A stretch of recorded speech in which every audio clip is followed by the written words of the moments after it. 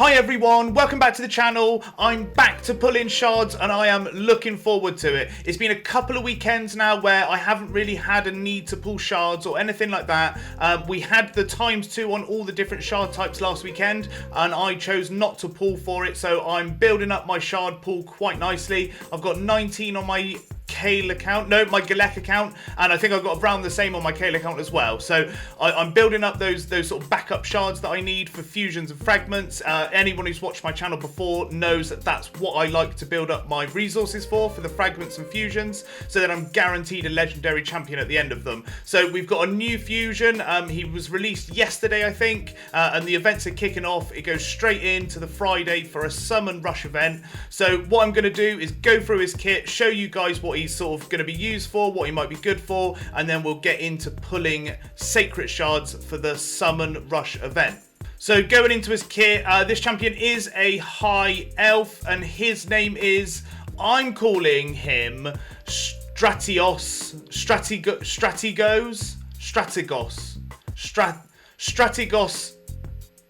Islin. I don't know his name. I don't know how to pronounce it. Let's just call him Islin. I'm just going to call him Islin from now on.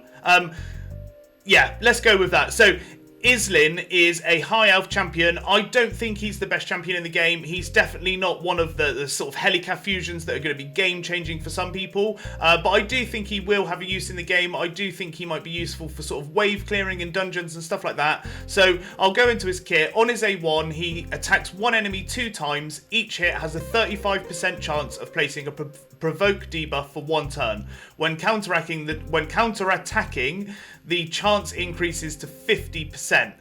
So a provoke on his A1, I mean, it's okay. It's fine. It's a little extra than just attacks one enemy 2 times. So I'll always take that sort of utility. On his A2, he attacks all enemies before attacking, has a 75% chance of decreasing the duration of enemy buffs by 1 turn. Again, that has a use. I would say it's actually probably quite a good use, but most buffs on allies, on enemy teams, are normally sort of 2 turns. So again, I don't know if it's that useful. It'll be cool if it could be booked up to sort of 2 turns, removes 2 turns of the buff. That might be cool. It might be a bit different, make him a bit more of a unique champion, but I think at the moment it's not that unique. Also has a 75% chance of placing a 30% decreased speed debuff for 2 turns. And then on his A3, and I think this is probably the best move, probably the move that makes him useful in the game, and it'll make him useful for sort of wave content, which is like what I think he's going to be used for. So places a ally protection buff on all allies except this champion for 2 turns. Places a 60% increased defense buff on all allies for 2 turns. Also places a counteract buff on this champion for 2 turns, then places a shield buff on this champion for 2 turns. The value of the shield is proportional to this champion's defense. So again, I mean, he's a bit greedy. He's putting a shield and a counter attack on himself, but I guess he needs it if he's going to be protecting his allies. It's not a unique skill, I don't think. I think quite a lot of the sort of ally protections have an inbuilt protection for themselves. Some of them even do an unkillable. So I would say this is sort of nerfed compared to the champions that have an unkillable while they're ally protecting. And then on his passive, whenever this champion is attacked, heals himself by 1% of each 500 defense this champion has. Heals all other allies under ally protection buffs placed by this champion by 30% of the skill's initial heal.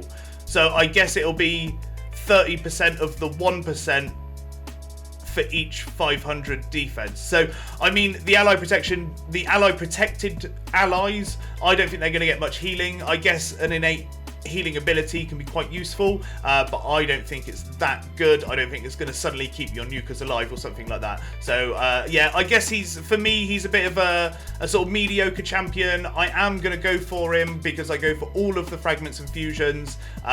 You never know, he might get a buff and be one of the best champions in the game, so that's why I always go for them. I think it's sort of really important. As we all know, Dracomorph was one of the worst champions in the game, and then he got a buff and he became one of the best damage dealer or poison damage dealers in the game. And then on his aura, he increases ally accuracy in battles by 60, which is it's a good number. 60 accuracy extra for all of your champions in your team is good, but I would say it's a bit of a it's not that significant compared to the rest of his kit, or it's not that significant as part of his kit. I don't think it necessarily brings anything to the table that goes in line with his kit, but 60 accuracy, 60 accuracy. So for the fusion, I think it's just a normal fusion, to be honest. I don't think there's anything significant or anything that can really hold you back from pulling this champion. I have already on my other account, on my Kale account, I've already got into the Fire Knight tournament, so I'm slowly going to grind that out tonight. I'm using the RSL helper to help me with that, and then I'm going to go straight into the Champion Chase tournament and level, not Champion Chase, Champion Training tournament, and get all of my champions leveled, get all the points in that, and then I can focus on some of the other tournaments and events going on. I would say probably the one that's going to challenge me the most is the Dungeon Divers events, just because they purely take so long. That's the only reason they prevent me from doing anything. They take so long, and I guess you could say they use up loads of resources, but as I've said before, that's what I use my resources on, is for these fragment fusions, or fragment summons and fusions. So I don't really mind spending the gems on the energy to get the Dungeon Diver points, but it just takes ages, and I don't have that much time, to be honest. So I'm going to give it my best try, and hopefully I get the champion. I don't see why I can't get him. So the next milestone, I guess, is the Summon Rush event. So in the Summon Rush event, it is... Let's go and look at the points. They'll be down here. So it's 500 points per Sacred Shard, and we need 3,000 points to get all of the fragments for this champion. So if my calculations are correct, that's 6 Sacred Shards, and hopefully we get a legendary out of it. And then I've got, you know, double bang for my buck, because I'll have a legendary from the shard pools, and I'll have a legendary at the end from the fusion. So I guess there's sort of not much else to say but to sort of get into pulling shards. And before I get into pulling shards, guys, if you enjoy my content and want to see more of it, please like this video and subscribe to my channel. Subscribing makes an absolute huge amount of difference for me. I never thought I would have any subscribers, and I've currently got about 100. I flipped over to 100 about 2 weeks ago, and it's probably one of my biggest achievements to date in my life, because I didn't think I was making that interesting content, but getting 100 subscribers and seeing people actually like my content and interacting with my channel is just the best thing I've ever seen. So my next big milestone after 100 subscribers is 120. If I can get to that number, I know that I'm making good content that people enjoy. So yeah, like this video, subscribe to the channel, and let's get pulling shards.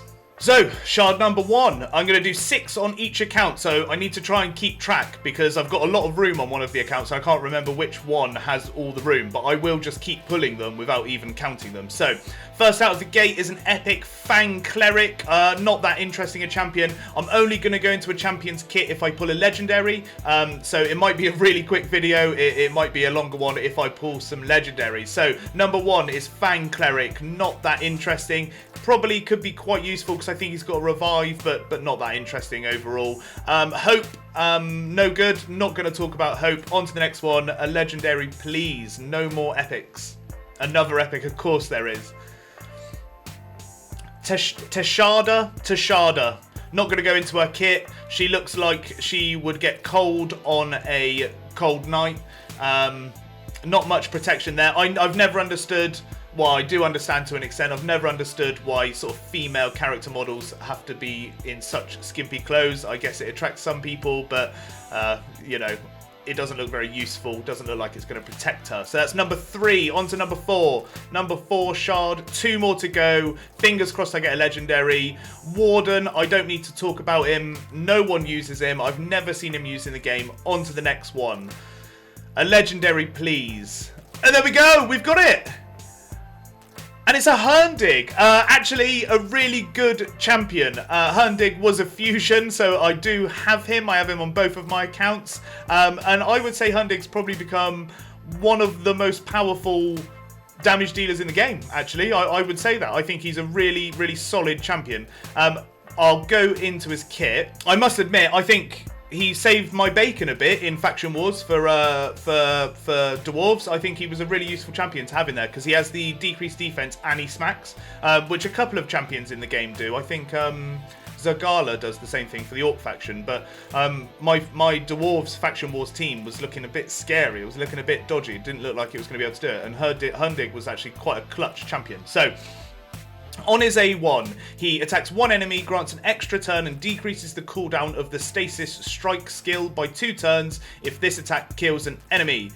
On his A2, attacks all enemies, has a 75% chance of placing a decreased defense and a 50% decreased accuracy debuff for 2 turns. And then on his A3 has the Status Strike, which is what the A1 cools down if it kills an enemy. And I'll read the Ascended one because who uses champions that aren't Ascended? Apart from people really early on in the game, but you'll soon learn that Ascending champions is key to having those accessories. So attacks one enemy, fully depletes the target's turn meter, will also attack all enemies if the first attack is critical. This AoE attack has a 75% chance of placing a weakened debuff for 2 turns, will also place HP burn for 2 turns after the attack on the enemies whose turn meter are below 30%. So loads of utility in this one, puts on some, he himself on both of his A2 and A3, put on some really useful debuffs, so HP burn just to tick over damage over time, and then weaken and decrease defense. And then on his passive, fills this champion's turn meter by 10% every time they are hit, occurs once per turn.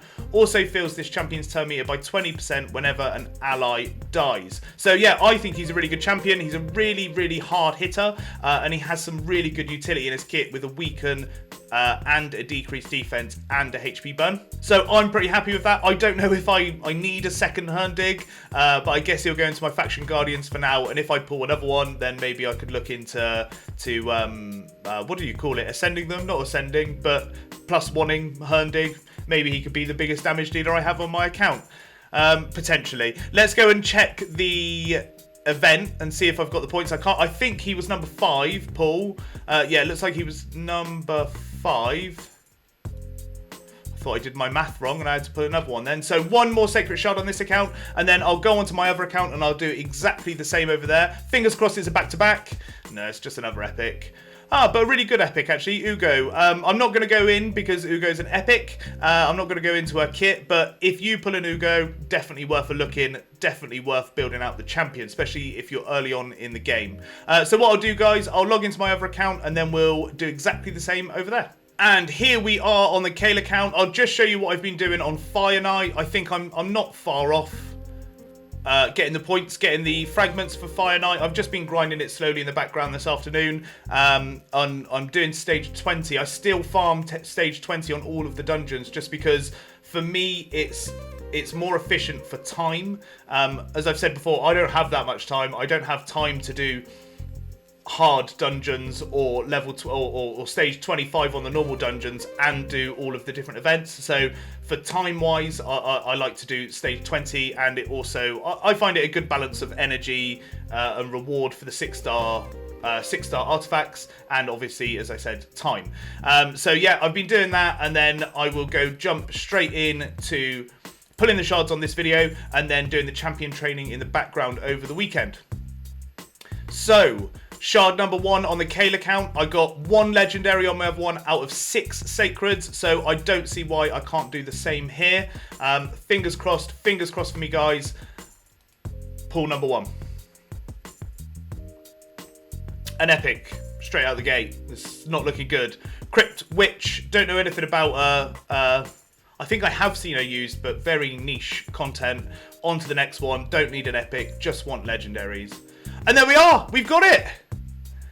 A Kreela. Okay, Kreela is an interesting champion, actually. I think Kreela might have been one of the first most used ally attack champions. So, I mean, she's got a very small kit. She doesn't have a passive or anything like that. But she is actually she was until very recently, part of my main arena team on my Galek account. So, she's been well used on my account, I would say that for sure. So on her A1, attacks one enemy, places a shield buff equal to 1% of this champion's max HP on the ally with the lowest HP for 2 turns. On her A2, attacks one enemy, places a stun debuff for 1 turn, has an 80% chance of teaming up with 3 random allies to attack a random enemy. Allies joining the attack will use their default skill. So she was in my arena team because I used the blender comp with Skull, Crown, and Sinesha. Yeah. Skull, Crown, and Sinesha, and she was my ally attack champion. And then I used Arbiter as a speed champion just so I always won the speed race. And then on array 3, places a 50% increased attack buff and a 30% crit rate buff on all allies for 3 turns, then attacks all enemies. So the actual turn order, I mean, it makes sense in our kit that you do this turn first, you do A3 first, and then you do the A2, so everyone's got those buffs on them to attack, because we're going to increase crit rate so you can build them with more attack power and less crit rate, your other champions, but I never did because it was all about the speed racing arena, so I just went straight into an A2. Kreela, great champion. I don't know if I've had her on this account before. Should we check? It doesn't look like it. So that is not a dupe. Kreela is not a dupe on this account. She would be if she was on my Galek account, but I've got Kreela on my Kale account now as well. So I'll take that as a win. So that is number 2 shard. We just need 4 more. So into it straight away.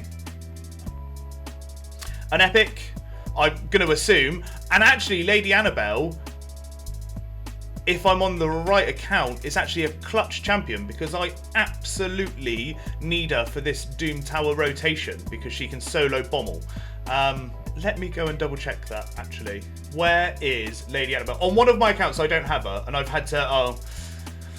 typical. That's my second Lady Annabelle on my Kale account, which is the one that I can beat Bommel on, but my Galek account, I'm really struggling with it. I've managed to beat Bommel 50 on both of the accounts, but I'm really worried about Bommel 90, because I've only got a Bergen... What's his name, the Shadowkin? What is his name? Berengiri. I've only got a Berengiri, which I was using to solo Bommel on normal rotation, but I'm trying to beat hard rotation. I'm trying to beat hard Doom Tower on all rotations. And I don't think Berengiri is going to be able to do Bommel 90. And it's proven that Lady Annabelle can, so I am absolutely looking for her. Turns out I had her once, and I must have fed her, and I didn't realise, so I'm gutted about that now. On to the next shard though. Let's check my points. How many do I need? So I've done 3 sacreds, so let's go and pull another one, and this will be number 4, and then we've got 2 more after this, 2 more sacreds, and hopefully we can pull another legendary. Another Crypt Witch, not interested, you can go away. Second to last, another epic. Infernal Baroness can go away, no thank you. And then the last sacred shard for today's video, and it's a legendary. It's an epic. Of course it's an epic. Old Gurkus. Not that interested in Old Gurkus. But I'm just going to say, guys, I think that's actually really good results, to be honest. I got so I pulled 12 sacreds, 2 legendaries between both of my accounts. And there's not a ×2 for legendaries or anything like that for sacreds. So I would say that's a pretty good result. I'll go and collect these points. Just make sure we got the Fragment at least, and then save my energy for the champion training tournaments.